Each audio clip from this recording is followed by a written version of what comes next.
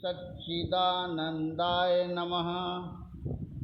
एक रोज़ इरशाद हुआ कि कान तीन तरह के होते हैं, यानी बात सुनने और उस पर अमल करने वाले आदमी तीन तरह के होते हैं। पहला, अव्वल सूप की तरह, जो अच्छी चीज़ को रखता है और कूड़े करकट को फटक कर फेंक देता है। इसी तरह से इस किस्म के लोग अच्छी बात ग्रहण करते हैं और नाकिस यानी बुरी बात को छोड़ देते हैं। दूसरा, चलनी की तरह, जो बुरी चीज़ें यानी फोक को रखती है और उम्दा चीज़ों को नीचे गिरा देती है। इस किस्म के लोग ऐबों और बुराइयों को ग्रहण करके सार वस्तु को नज़र-ए-अंदाज यानी उपेक्षा कर देते हैं। तीसरा, मूसल की तरह, जो अच्छे और बुरे दोनों को शामिल कूटता है, अच्छे बुरे की अलग तमीज़ नहीं कर सकता। वैसे ही इस तरह के आदमी बात को सुनकर उस पर विचार नहीं कर सकते और न अच्छे बुरे की तक़सीम यानी विभाजन कर सकते हैं। उनसे दरियाफ्त करने से यही जाहिर यानी प्रकट होगा कि वे कुछ समझे भी नहीं कि यह चीज़ बाकी यानी स्थायी है या फ़ानी यानी नश्वर है, या अच्छी कारआमद है या बुरी और नकारा। एक रोज़ इरशाद हुआ कि महात्मा आदमी का हौसला यानी साहस देखकर उसको तालीमो तलकीन यानी शिक्षा उपदेश करते हैं, और जब तक उसका मन शांत न हो जाए और दुनिया की ख्वाहिशात यानी इच्छाएं दिल से दूर न हो जाएं, उनको सच्चे ब्रह्म का नज़ारा नहीं दिखाते। मन शांत होने से पहले जिस किसी की दिव्य दृष्टि खुल जाए तो महजूब यानी पागल हो जाने का अंदेशा यानी शंका है। जब उसका मन बेकाबू हो जाता है तो आकाश में से जो दूसरे आदमियों के बल्कि तमाम मखलूक यानी सृष्टि के ख्यालात का भंडार है, वे ख्यालात उसके दिमाग पर पै दर पै यानी निरंतर हमले करते हैं। चूँकि यह उनको हटाने और ज़ेर यानी अधीन करने पर कादिर नहीं होता, इसलिए उनके ज़ेरे असर यानी प्रभाव अधीन हो जाता है और वहाँ के भोग सूक्ष्म यानी लतीफ़ और यहाँ से अच्छे हैं, उनमें फंसकर निकलना मुश्किल हो जाता है और आइंदा की तरक्की रुक जाती है। एक रोज़ इरशाद हुआ कि किसी कस्बे में दो ब्राह्मण सगे भाई रहते थे। बाप के मरने के बाद छोटे भाई ने हिकमते अमली यानी चतुराई से सारी दौलत अपने कब्जे में कर ली और बड़े भाई को यूं ही कुछ थोड़ा बहुत देकर टाल दिया। बड़ा भाई नेक और ईमानदार था। उसने थोड़ी सी पूंजी से कुछ कारोबार शुरू कर दिया और दो चार आना रोज़ उस रकम से पैदा करता, उसी से अपनी गृहस्थी का पालन करता था। कुछ अर्सा बाद छोटा भाई उसके पास आया और कहने लगा कि मैंने बाप की सारी कमाई उड़ा दी, अब मेरे पास कुछ नहीं रहा है, यहाँ तक कि फाका की नौबत आ गई है। अगर तुमसे कुछ हो सके तो मेरी मदद करो। उसने जवाब दिया कि मैं दो चार आना रोज़ पैदा करता हूँ, उससे बमुश्किल तमाम दिन कटते हैं। खैर, 1 रुपया ले जा, गांव से दूध लाकर बेचा कर, 2-3 आना रोज़ बच ही जाया करेंगे, उससे गुजारा करना, मगर खबरदार बेईमानी न करना। छोटे भाई ने रुपया ले लिया और गांव से दूध लाकर बेचता। एक दिन उसके दिल में पाप समाया और दूध में पानी मिलाकर बेचना शुरू किया, यहाँ तक कि चंद रोज़ में बहुत रुपया पैदा किया और बहुत बड़ी दुकान खोल ली। उसमें भी कपट का व्यापार जारी रखा। उसके बड़े भाई ने उसको हर चंद मना किया, मगर वह अपनी हरकत से बाज नहीं आया। एक दिन बड़े भाई ने एक फ़कीर से कहा कि महाराज, इस संसार में बेईमान हमेशा सुखी और मालदार होते हैं और ईमानदार दुख और मुसीबत में मुब्तला रहते हैं, इसका क्या सबब यानी कारण है। ऐ खयानत वर तू रहमत अज तू गंजे याफ्तम, एक दयानत वर तू लानत अज तू रंजे याफ्तम। अर्थ, ऐ बेईमानी तू फले फूले कि मुझसे मैंने खजाना पा लिया है। ऐ ईमानदारी तेरा नाश हो कि तुझसे नुकसान और दुख ही मिला। फ़कीर ने दरियाफ्त किया कि यह क्या बेईमानी करता है। उसने कहा कि दूध में पानी मिलाकर बेचता है। साधु ने पूछा कि क्या तू बता सकता है कि कितने लोटे पानी अब तक दूध में मिलाकर बेचा है। उसने हिसाब लगाकर तादाद यानी गिनती बता दी, क्योंकि यह रोज़ उनको मिलाते देखता और हिसाब करता रहता था। साधु ने कहा कि एक कद्दे आदम यानी आदमी के कद के बराबर खड्डा खोद और उसमें उतने ही लोटे पानी नाप कर भर दे। जब ब्राह्मण ने खड्डा खोदकर पानी भर दिया तो फ़कीर ने हुक्म दिया कि ज़रा तू इसमें उतर कर खड़ा हो जा। जब ब्राह्मण खड्डे में उतरा तो उसकी गर्दन तक पानी आया। तब साधु ने उससे कहा कि अभी पानी की मिकदार यानी मात्रा उसके डूबने के लिए काफ़ी नहीं है। जब उतने लोटे पानी और मिला लेगा तब गारत हो जाएगा। उसकी यह दौलत उसकी बेईमानी का नतीजा नहीं है, बल्कि उसके अगले जन्मों के कर्मों का फल है। मगर अफसोस, वह बेईमान उसको भी गारत कर रहा है। ब्राह्मण घर वापस चला आया और दिन गिनता रहा। जब पानी के लोटों की तादाद बराबर हो गई तो शाम के वक्त छोटा भाई दूध के नीचे आग बुझाकर बुझी हुई लकड़ियों को लकड़ियों के अंबार में फेंक कर सो रहा। एक लकड़ी में इत्तिफाक यानी संयोग से आग लगी रह गई थी, वही सुलग कर सब ढेर में लग गई और दुकान वगैरह सब जलने लगी। ब्राह्मण नींद से चौंक कर उठा। अड़ोस पड़ोस के लोग आग बुझाने को दौड़े, मगर लाहशील यानी व्यर्थ। जो कुछ माल मताह था जलकर राख हो गया। उसकी अंटी में सिर्फ 1 रुपया बंधा था, वही उसके पास बचा। एक रोज़ कौहाट में शाह माही यानी त्रैमासिक जलसा होने वाला था और तमाम इर्द गिर्द यानी आसपास के गांवों के आदमी कौहाट में जलसा मुनक़दह यानी आयोजित जलसा में जमा होने वाले थे कि एक शख्स ने अर्ज किया कि श्री महाराज जी, इन आदमियों के यहाँ जमा करने से फिजूल सबको तकलीफ़ होती है और कुछ काम व कायदा नहीं होता। रहा भजन और उपासना, उसका तरीका सबको बता दिया गया है। अब अपने अपने घर पर भजन करें।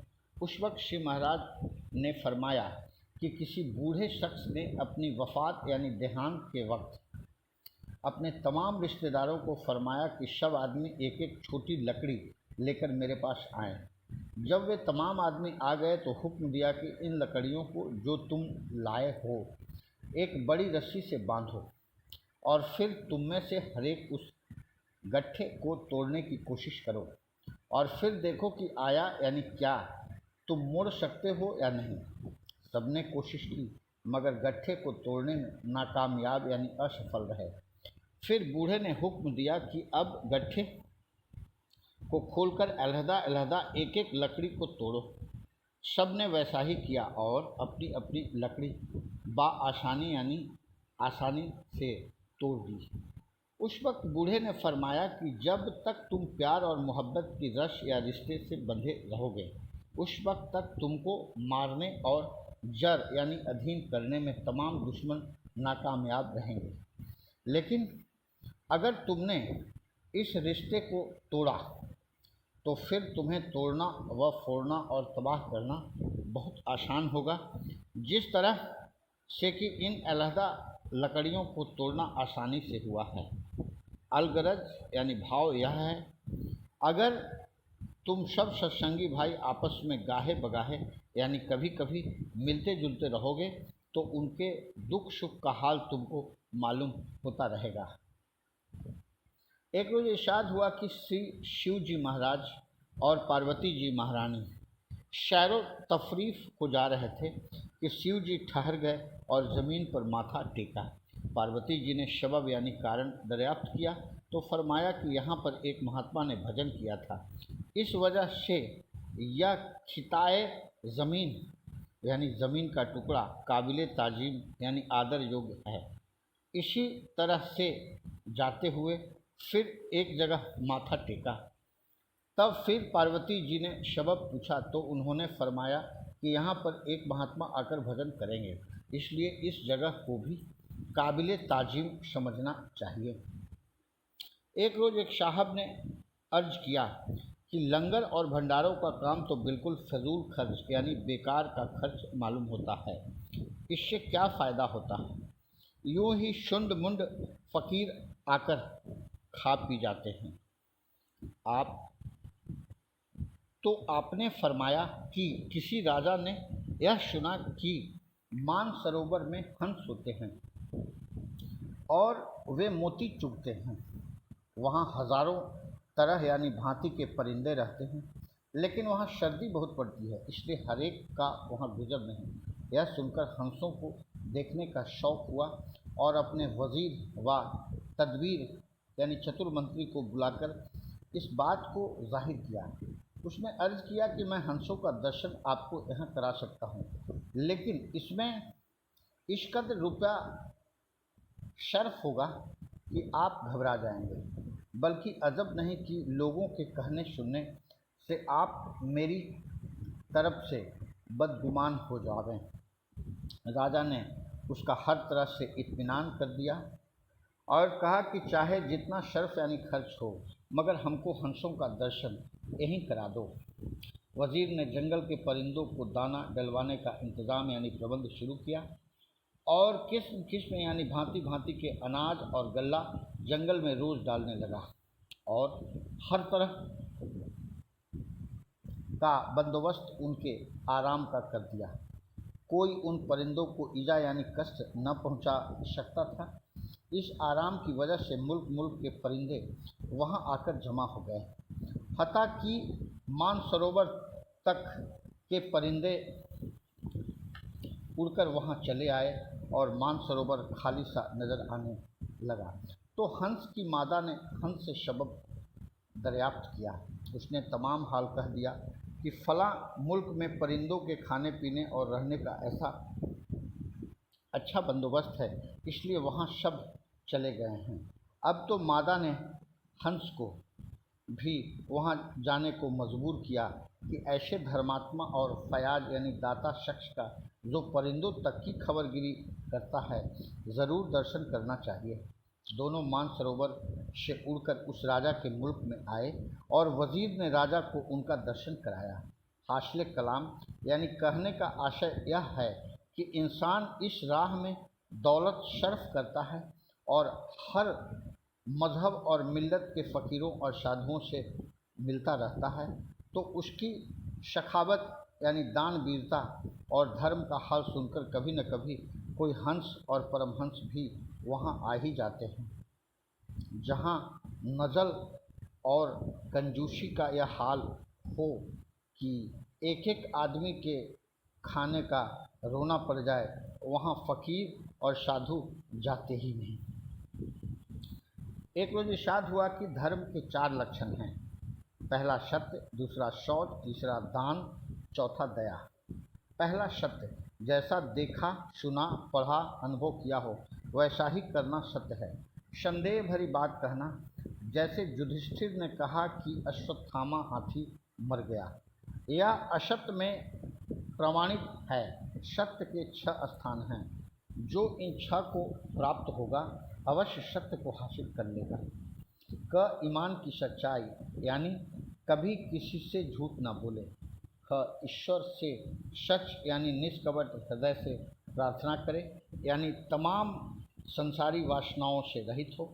ईश्वर इच्छा में राजी व रजा यानी अमुक व्यक्ति जो मिले उसी पर संतुष्ट रहे, वही भक्त कहलाता है। ग शुद्ध भावना होना, बगैर शुद्ध भाव से सब भक्ति भाव व्यर्थ होगा। घ प्रतिज्ञा, यानी कोई अहद करके, मसलन यानी उदाहरण, मैं नौकर होकर कथा कहलाऊँगा, फिर उसको पूरा करना चाहिए। र क्षमता, यह है कि जैसा अंतर मन में है वैसा ही प्रकट करना।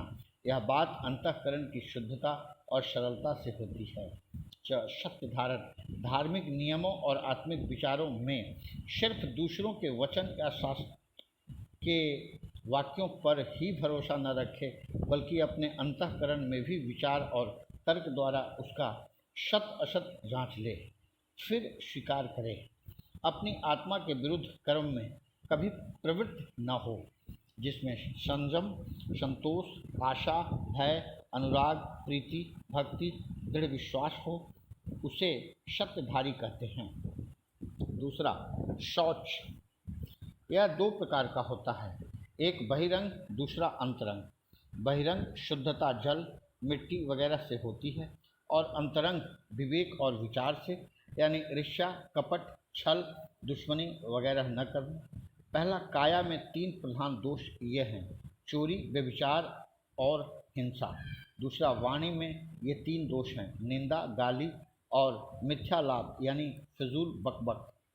तीसरा, मन में 4 दोष हैं, क्रोध, ईर्ष्या, मान और छल। इससे काया, वाणी और मन को साफ रखना चाहिए। तीसरा, दान 2 प्रकार का है, उत्तम और अनुत्तम। उत्तम दान यह है कि मोहताज पर दया करके कुछ देना, और अनुत्तम वह है कि मान, बड़ाई या बदले की ख्वाहिश से दान देना।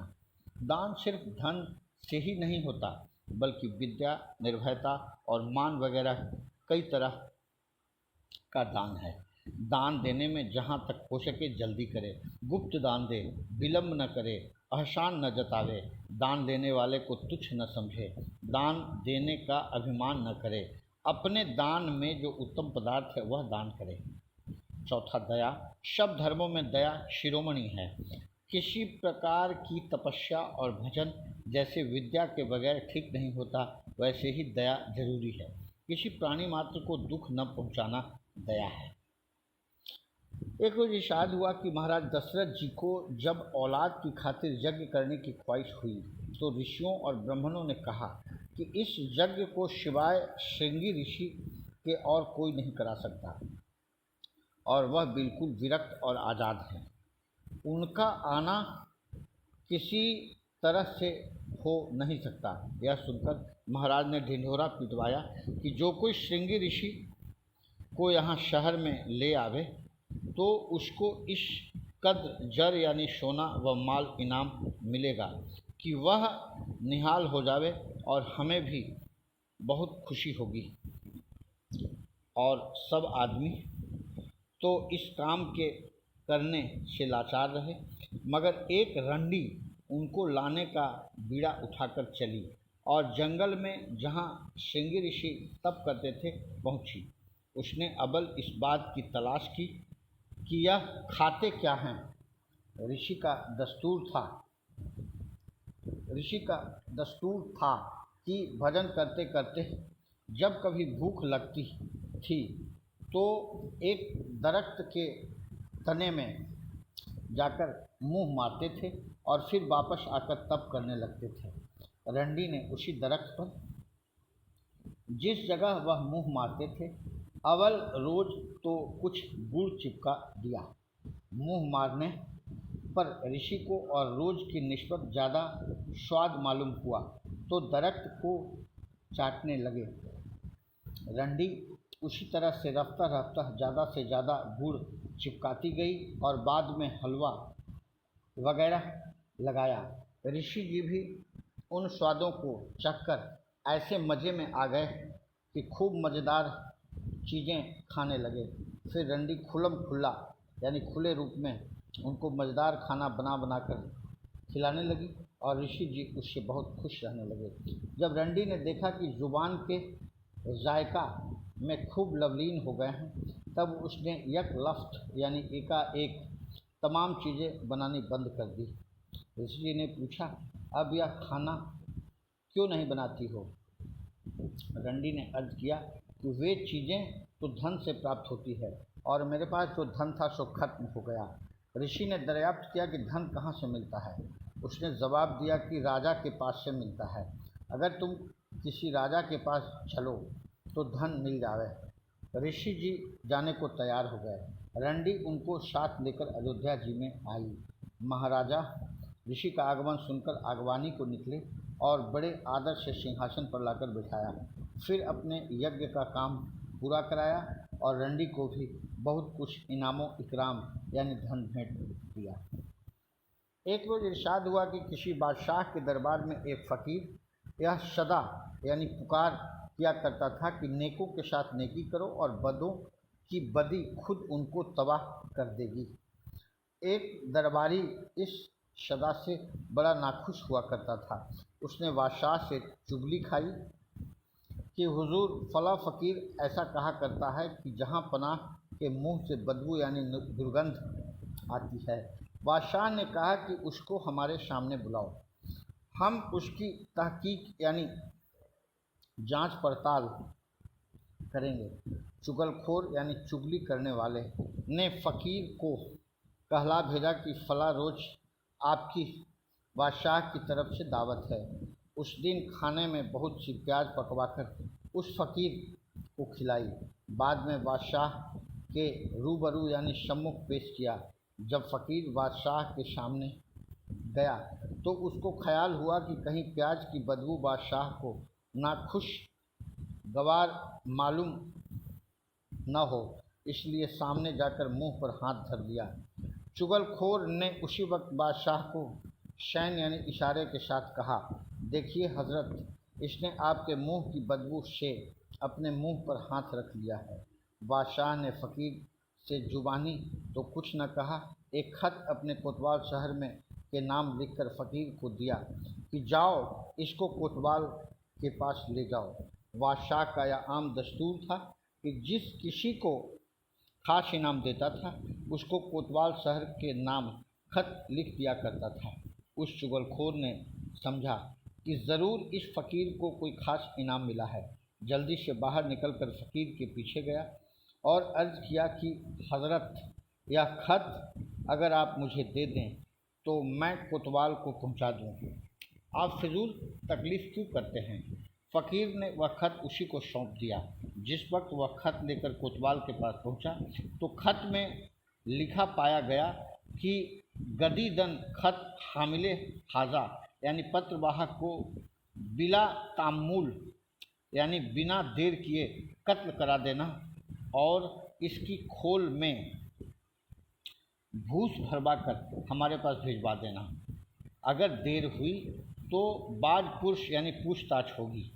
कोतवाल ने खत पढ़कर जल्लाद को हुक्म दिया कि इस शख्स को फिलफोर यानी तत्काल कत्ल कर दो। चुगलखोर ने बहुत बावेला मचाया और फरियाद की और कहा कि ज़रा तुम बादशाह से तो पूछ लो, मगर कोतवाल ने वाजपुरुष के खौफ के मारे ज़रा न सुनी और फिलफौर उसको कत्ल करा दिया। फिर उसकी खाल में भूस भरवा कर बादशाह के पास भेज दिया। जब बादशाह ने यह मालूम किया तो फ़कीर को बुलवाकर कुल हाल पूछा और दरियाफ्त किया कि तुमने हमारी निस्बत यानी संबंध में ऐसा कहा था। फ़कीर ने इनकार किया तो उसने पूछा कि तुमने हमारे सामने आते वक्त मुंह पर हाथ क्यों रखा था? फ़कीर ने जवाब दिया कि उस दिन खाने में बहुत प्याज शामिल थी, उसकी बदबू आपको नागवार न मालूम हो, इसलिए मैंने अपना मुंह छिपा लिया था। फिर रुक्का यानी पत्र का हाल पूछा तो फ़कीर ने कह दिया कि राह में उस शख्स ने रुक्का मुझसे ले लिया था कि मैं खुद ले जाऊंगा। उस वक्त बादशाह को फ़कीर की सदाकत यानी सत्य जाहिर हुई और इजाज़त दी कि आम तौर पर आप यह सदा किया करें कि नेकों के साथ नेकी करो और बदों की बदी खुद उनको तबाह करेगी। उस चुगलखोर ने वाकई अपनी बदी की सज़ा अपने हाथों पाई। एक रोज़ इरशाद हुआ कि तहारत यानी शौच 3 प्रकार का होता है। पहला, अव्वल तहारते शरीयत यानी धर्मशास्त्र के अनुसार शौच, वज़रिया यानी द्वारा, वज़ू और गुसल यानी स्नान के। दूसरा, तहारते तरीक़त यानी आत्मशुद्धि, हवाई नफस के तर्क यानी त्याग करने से। तीसरे, तहारते तरीक़त तमाम गैर अल्लाह यानी अनेश्वर से कल्ब यानी मन पाक कर देने से। मुनहशिर यानी निर्भर है। एक रोज़ इरशाद हुआ कि कोई ब्राह्मण 13 साल तक विद्या पढ़कर जब बनारस वापस आया तो बहस मुबाहिशा यानी तर्क वितर्क के ख्याल से कबीर जी से मिलने गया। कबीर जी ने उसकी बड़ी खातिरो मदारत यानी आवभगत की और उसको सूखा सीधा यानी भोज्य देकर कहा कि महाराज जी, पहले आप भोजन बनाकर खा लीजिए। ब्राह्मण ने सीधा लेकर मकान को चारों तरफ से देखा, मगर चौके लायक कोई साफ जगह नज़र न आई। कहीं ताना तन न रहा था, कहीं मक्खियाँ भिनक रही थी। गरज मकान से बाहर एक तालाब के किनारे अच्छी तरह देखकर चौका लगाकर ब्राह्मण देवता ने रसोई तैयार की। जब खाना वगैरह खा चुके तो कबीर साहब ने उनके चूल्हे के नीचे जरा सी ज़मीन खोदकर बड़ा लंबा ऊँट का हार निकालकर उनको दिखलाया और कहा कि देखिए महाराज, आपने इस जगह को पवित्र समझा था। अभी 13 साल में आपने जाहिरी यानी ऊपरी सफाई का इल्म ही पढ़ा है। अब वह विद्या पढ़नी चाहिए जिससे अंतःकरण की मैल और सफाई का हाल मालूम हो। खूनाह बह ऐ दिल खूर की शराबे बह अजी नेस्त, दंदा ब जिगर जन की कबाबे बह अजी नेस्त। अर्थ, अपने दिल का खून ही पी कि इससे उत्तम शराब नहीं है, और अपने जिस्म में ही दांत गाड़ दे कि इससे स्वादिष्ट कबाब नहीं है। दरकिंज हिदाय न तुबा याफ्त खुदारा, दर मुशफ़े दिलवी किताबे व अजी नेस्त। अर्थ, उपदेश के भंडार में प्रभु को नहीं पाया जा सकता। तू अपने मन की पुस्तक पढ़ कि इसके लिए इससे उत्तम पुस्तक और नहीं। शद किताबे शद बरक दर नार कुन, जानो दिल रा जानिबे दिलदार कुन। अर्थ, 100 पुस्तकें व सारे पन्ने आग में डाल दे और अपने हृदय प्राण की लगन अपने मनमोहन से लगा ले।